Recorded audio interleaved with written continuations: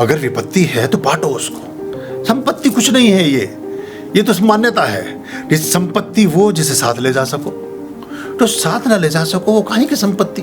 सब यहीं पे है, यहीं की थी, यहीं पे है, यहीं रखी है। मान्यता थोड़े दिन के लिए आपको भ्रम हो गया कि मेरी है, ये किसकी है।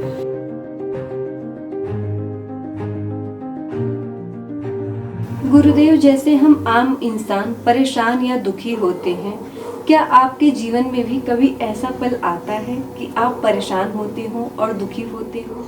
जब मनुष्य योनि में कोई भी व्यक्ति आया है, हमारे अवतार भी आए हैं, तो सभी तरह के संवेगों से उनका जीवन गुजरता है। क्योंकि अतिशयोक्तिपूर्ण बातें करने से कोई फ़ायदा नहीं है, या हम इस तरह की कृत्रिम बातें करें उससे कोई लेना देना होता नहीं है। सही बात, ठीक बात कहनी चाहिए। तो अब देखिए, भगवान श्री राम जब लक्ष्मण मूर्छित हो जाते हैं तो गोद में भाई को लेकर के विलाप कर रहे हैं, अश्रु बह रहे हैं। और जब वो सीता को खोज रहे हैं तो फिर वो खगमृग है मधुकर श्रेणी, क्या तुम देखी सीता मृग नयनी।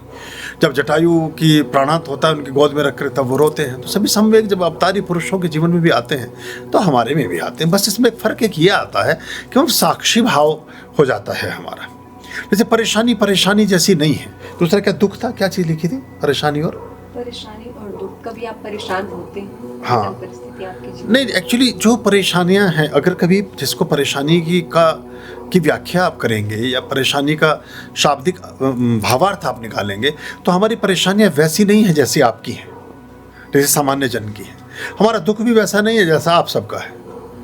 जैसे हमारी परेशानी इसी बात को लेके है कि ये कुंभ का और क्या क्या विस्तार हो सकता था। मतलब जैसे परेशानी कहें कि चिंतन कहें कि चिंता कहें कि क्या कहें, या किसी और, मतलब वो आयाम बदल जाते हैं। तो बाकी तो चीज़ों में हम मुस्कुराते हैं, कोई फ़र्क पड़ता नहीं है हमें। सामान्य जीवन में, जनजीवन में सारे लोग जिन अपने लोभ, लाभ और भय और मोह और बाकी चीज़ों के साथ अपने संवेगों से गुजरते हैं, उन ज़्यादा फ़र्क पड़ता नहीं है, उनका कुछ अंतर आता नहीं है। तो ये एक बात होती है। तो अब बहुत पुरानी एक बात है, ये जोहान्सबर्ग की एक फ़्लाइट थी जो मॉरिशस से उड़ी। पता नहीं क्या हुआ, ऐसा कभी होता नहीं है। तो एक बात आपने की, तो वहाँ खिड़की से पानी आना शुरू हुआ किसी जगह से, पूरे एरोप्लेन में जैसे किसी ने बाल्टी भर के सब बौछार। और वो उस तरह का अनाउंसमेंट हुआ, थोड़ा सा जैसे ये भूमध्य रेखा पर थोड़ा सा एक व्यवधान होता है एरोप्लेन में, वैसा हुआ। थोड़ा डगमगाया सब। उधर उन्होंने कहा कि पता नहीं अब ये शायद जहाज़ कहीं क्रैश होगा। ये लोग थे, कोई चीख पुकारने लगा, कोई करने लगा। हमने तो पलौती लगे, अपना गायत्री मंत्र का पाठ का दिन का समय था। मैंने कहा बढ़िया, एक आदमी जो है मंत्र जाप करता भाई पहुँचेगा ऊपर, समस्या क्या है। वो 5-7 मिनट बाद उन्होंने कहा कि जी ये सब ठीक है, और मुझसे बाहर आ गए हैं, और कोई प्रॉब्लम थी कुछ थी, और वो उस तरह से ठीक हो गई है, अब आप सब सुरक्षित हैं। हमने कहा ये भी ठीक है, अच्छा एक अनुभव होने जा रहा था, उससे बचा दिया, वो भी ठीक रहता, वहाँ जल्दी मुसाफा हो जाता। तो पर कोई बात नहीं, वो और कुछ ये लिखा होगा बातचीत करना, तो वो रह गया। ये 2012 की बात है। तो कोई ख़ास बात आती नहीं, उसमें फिर मज़ा, आनंद आता है, उसको देख के लगता है कि ये भी ठीक है, ये भी स्थिति वैसी ही है, और इसमें जो है ये भी ठीक। अब देखिए, एक मतलब बड़ी गहरी चित्त की अवस्थाएँ हैं। जो कुंभ मेले की घटना है, कुंभ मेले की घटना में एक कोपिनधारी सन्यासी साधु बैठा है, एक लंगोट बंधी है शरीर पर, और धूप सेक रहा है नदी के किनारे बैठ करके। हरिद्वार की घटना।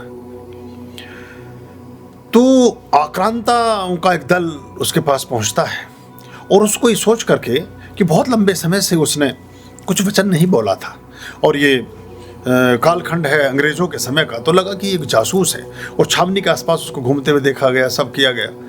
तो उससे पूछा कि तुम कौन हो, तो वो जवाब ना दे, इशारे में बात करो, तो और ज़्यादा संदेह गहराया।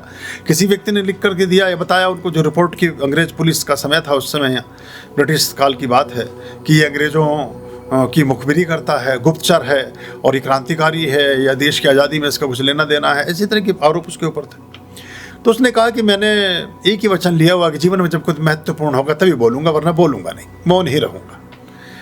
तो ये पर्ची पर लिख करके अपना कहीं रखा था। तो उन्होंने कहा जी पुस्तक में से ही पर्ची मिली है, इस पर लिखा है कि जब जीवन में कुछ महत्वपूर्ण होगा तभी बोलूँगा। वो चुप ही बैठा रहता है, कुछ बोलो तो गर्दन हिलाता है। तो वो कुछ जो भी घटना घटी, स्थिति ये बनी कि उसके सीने में भाला भोंक दिया गया कि इसको मृत्युदंड दे दो, मार दो, ये सस्पेक्टेड है। तो उन्होंने कहा तत्त्वमसि श्वेत केतु नमामि। तो वो कहता है कि तुम भी वही हो, तुम्हें मैं प्रणाम करता हूँ। अच्छा, इस रूप में आए हो तो प्राणी ले लो। ये भी ठीक हो गई बात, बहुत अच्छी रही। बोले ये महत्वपूर्ण बात थी इसलिए बोला, इससे पहले बोलने के लिए कोई महत्वपूर्ण बात थी ही नहीं। तो तू भी वही है, अब तू इस भाव में आया है, इस रूप में आया, तेरा भी स्वागत है। तो ये परेशानियाँ कुछ ऐसी ये समझने से होती हैं एक्चुअली। जब आप समझते हैं तब होती हैं, जब आप नहीं समझते तो नहीं होती हैं। जिन छोटी छोटी चीज़ों को परेशानी समझते हैं वो परेशानियाँ जैसी है नहीं। एक दुकानदार से मैंने एक जर्सी खरीदी, क्योंकि ये आपकी परेशानियाँ हो सकती हैं, इसलिए मैंने इस बारे में बात की। वो जर्सी कहीं से चूहे ने कुतर रखी थी, कुछ थी। मैं घर गया, मैंने जाके देखा टैग भी उसमें लगा है। मैं दुकानदार के पास वापस पहुंचा। ये 2006-07 की बात है, क्योंकि खराबी तो बहुत पहले से दिमाग में आ जाती है, एकदम से आदमी का दिमाग खराब नहीं होता। वैसे तो बचपन से लक्षण होते हैं ऐसे आदमी के, पर थोड़े थोड़े समय के साथ गहराते जाते हैं। मैं उसके पास वापस पहुंचा, ये 20 साल पुरानी बात है। मैंने कहा जर्सी आपकी ठीक नहीं है, तो वो जस्टिफाई करने लगा। उनका लड़का यंग एज का लड़का था, कोई बिंदल शोरूम या ऐसा कुछ था नोएडा में। मैंने उससे कहा कि आप इसे ली थी कल, और ये आपकी कोई जर्सी 500-700 रुपये की जर्सी है, मैं इसके लिए आपको झूठ तो नहीं बोलूँगा। पर बोला नहीं ये है वो। मैंने तो कहा आप रख लीजिए उसको, अब मैं कुतरी भी को तो पहनूंगा नहीं, और मेरे काम की भी नहीं है, तो आप रखें इसको, रखें कोई बात नहीं, मैं पैसे में मत दो। और मैं उतर के दुकान से जाने लगा, तो उसके पिताजी देख रहे थे बैठे हुए पीछे से, वो एकदम भाग के बाहर आए। बोले नहीं रुको सर, रुको क्या हुआ। मैंने कहा नहीं कुछ नहीं, बात थी ये चीज़ ठीक नहीं थी, तो मुझे नहीं ठीक लगी, मेरा इस्तेमाल में नहीं होगी, तो आप रख लीजिए, क्या करना है, मैं तो पहनूंगा नहीं, पैसे का क्या लेना देना। तो बोला नहीं आप दूसरी जर्सी लेके जाएं, या पैसे ले जाएं, ये करें वो करें। तो मतलब ये परेशानी की चीज़ें हैं, जिन चीज़ों में हम परेशान हो जाते हैं। ऐसी सैकड़ों घटनाएं मेरे जीवन की हैं। मैं अपनी MA की सनद लेने के लिए CCH यूनिवर्सिटी में गया, चौधरी चरण सिंह यूनिवर्सिटी में। मैंने उस समय वहाँ से MA पॉलिटिकल साइंस में किया था। तो जिसने वो मार्कशीट बनाकर देनी थी, पहले पर्ची कटती थी, उसको कुछ साथ फीस जमा होती थी, फिर एक आपको टोकन नंबर टाइप का मिलकर आप काउंटर पे जाके क्लर्क से वो सनद या मार्कशीट बनवाते थे। मैं उनके पास पहुँचा, मुझे कहीं जमा करनी थी उसकी फ़ोटो प्रति या कुछ, अभी रेफरेंस याद नहीं है। तो वो आदमी बैठा, उसने पर्ची मेरे हाथ में से ली और ऐसे डस्टबिन में फेंक दी, और बड़ा गुस्से में बोला चले आते हैं ये। मैं भी उस समय युवक हूँ, तो मैंने उसे गौर से देखा। तो मैंने उससे कहा कि कोई बात नहीं, मार्कशीट आप मत बनाओ, मत दो, लेकिन अगर आप आते ही अभी आप बैठे हो, 10:10 हुए हैं, कल मैं ये रसीद कटवा कर ले गया था, आज का सुबह का टाइम मुझे मिला पहले स्लॉट में आपने मुझे मार्कशीट देनी थी, आप नहीं दे रहे, कोई बात नहीं, पर आप ऐसे अगर करोगे तो आपकी तो तबीयत खराब हो जाएगी। और आप ऐसा एकदम इतने गुस्से में हैं, इतनी परेशानी। वो एकदम से बोले कि मैं वो सुबह से ये हो गया, 10 फाइलें वहाँ से आ गई, और उसकी डांट पड़ रही है, मैं 6 बजे चला हुआ, मैंने नाश्ता नहीं किया, ये नहीं किया। वो बेचारा अपनी उसने कहानी शुरू कर दी। तो मैंने कहा कि कोई बात नहीं, मार्कशीट आप छोड़ो, लेकिन अपना ध्यान रखो, अगर आप ऐसे इतने गुस्से में इस तरह से व्यवहार करेंगे तो आपका स्वास्थ्य खराब हो। तो वो फिर डस्टबिन उसने अपनी तरफ खींची, बोला क्या नंबर था तुम्हारा। मैंने कहा छोड़ो, वो बाद में बोले नहीं बाद में लंच के बाद मिलनी थी, वो उस समय तो पर्ची एक्सेप्ट करता, लंच के बाद बना के। बोले तुम लेते ही जाओ यार, बैठो तुम, थोड़ा सा मुझे ठीक सी लगी तुम्हारी बात। मैं कहा तुम ये तो मार्कशीट बने या ना बने अलग बात है। बोले जी वो दुनिया भर की बातें बनाने लगा, घर वाली ने 3 दिन से खाना नहीं दिया, वो रिश्तेदार पैसे ले गए थे, मेरे साइकिल में पंचर हो गया, जो प्रॉब्लम्स। तो अगर हम अपना रिमोट अपने पास रखें तो आधी से ज़्यादा समस्याएं वैसे जीवन में समाप्त हो जाती। पढ़ाने जा रहा था यूनिवर्सिटी में, एक रेड लाइट पर मेरी गाड़ी खड़ी है, एसेंट गाड़ी मैंने नई खरीदी, 2004 की बात, महीना भर लिए हुए होगा। मैं रेड लाइट पर खड़ा हूँ, पीछे से एक धड़ाक से धमाके की आवाज़ आती है। मैं मुड़ के देखता हूँ तो एक आंटी जी ने गाड़ी अपनी, उनके पास फिएट गाड़ी थी, मेरे एसेंट गाड़ी की पीछे की लाइट तोड़ दी। मैं खुद ड्राइव कर रहा था, मैंने गाड़ी को थोड़ा सा साइड में लगाया, मैं उनके पास पहुँचा तो मैंने उनको इशारा किया कि शीशा ना खोलें। अकेली लेडी, बूढ़ी बुजुर्ग, शीशा उसने नीचा था। कब कब बोली मेरी गलती नहीं है, ये नहीं है, वो मुझे दिखा, ये नहीं। मैंने कहा नहीं मैं कुछ नहीं कह रहा हूँ आपसे, मैं सिर्फ ये पूछने आया हूँ कि खड़ी हुई गाड़ी में आपने गाड़ी ठोक दी, आपका स्वास्थ्य ठीक है, आपको कोई परेशानी तो नहीं है, आपको कोई मदद की आवश्यकता तो नहीं है, आपको मैं कहीं छोड़ के आ जाता हूँ, आप ही की गाड़ी से छोड़ आता हूँ। अगर आप कहीं और, ये तो चलो मेरी गाड़ी खड़ी थी, अगर इसकी जगह कोई दीवार होती या कोई बुलडोजर खड़ा होता, उसमें घुस जाती, कुछ और प्रॉब्लम हो जाती। तो वो बोली नहीं कौन हो तुम। मैंने कहा नहीं ये छोड़ो, मैं कौन हूँ क्या हूँ, पर आप ध्यान रखो अपना। और बोली तुम्हारा नंबर बताओ। मैंने कहा नंबर भी छोड़ो। और मैंने कहा तुम गाड़ी को देख के चिंतित हो रही हो, इसके कान लटका पड़ा है नीचे, ये पीछे से, ये तो सब इंश्योर्ड है, इसको तो पैसा देते हैं वर्ष भर में, हम जितना इंश्योरेंस गाड़ी का पैसा देते हैं वो इसी काम का तो होता है। एक भी स्क्रैच लगेगा तो कंपनी उसका भुगतान करती है। लोग सड़क पे जूता बाजार करते रहते हैं खड़े हुए। बड़े से बड़े युद्धों का भी जो समाधान है वो संधि है। वो पानीपत की लड़ाई हुई, बाद में राणा सांगा और बीच में फलाने की संधि हो गई। अरे संधि करनी थी तो भाई लड़ाई काहे को करी। ये 20 दिन 25 दिन मैदान में पड़े रहे, इतने हाथी घोड़े मरवा दिए, इतने लोगों का हाथ पैर फूट फाट गए, पहले दिन ही कर लेते संधि भाई, क्यों समय की वेस्टेज हुई। तो थानों में जाकर के सबकी संधि हो जाती है, तो काहे को वेस्टेज करनी है। अभी रोड रेज की घटनाएं बढ़ रही हैं, सड़कों पर लोग एक्चुअली कुछ नहीं होता है।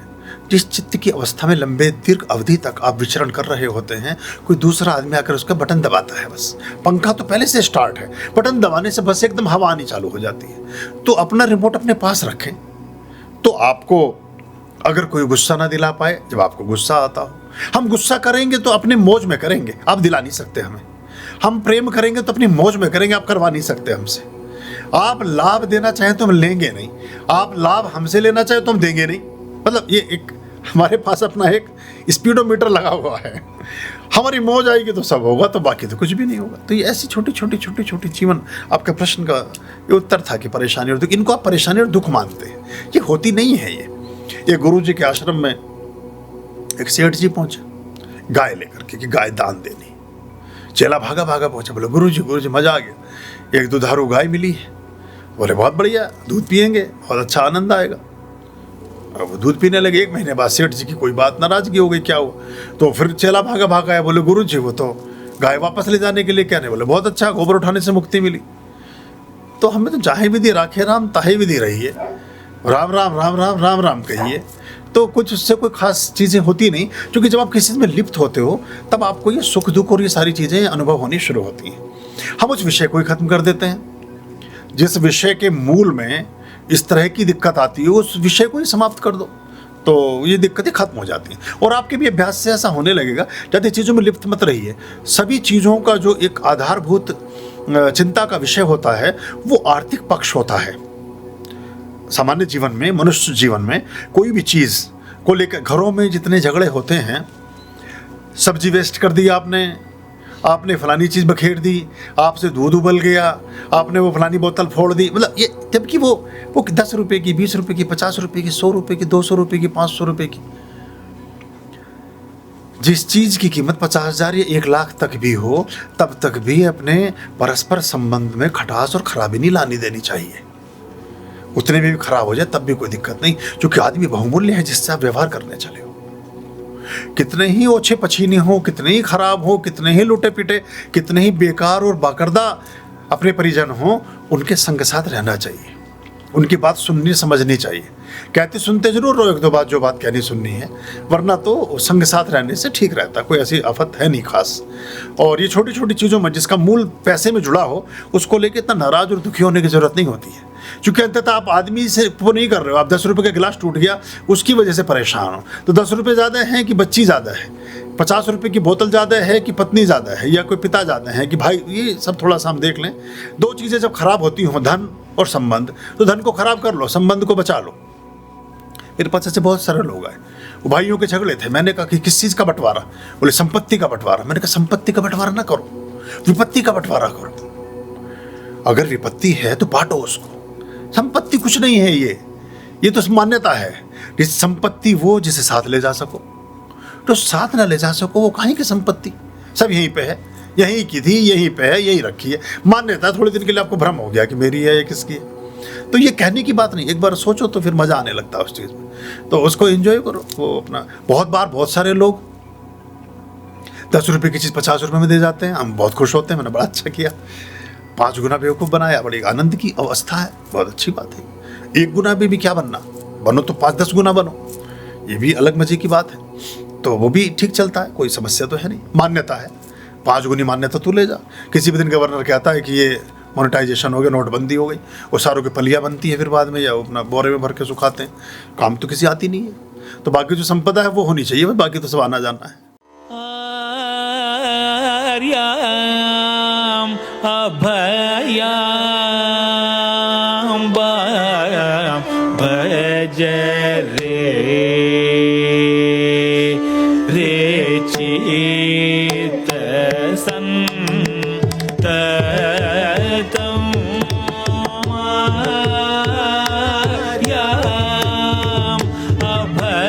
अभयाम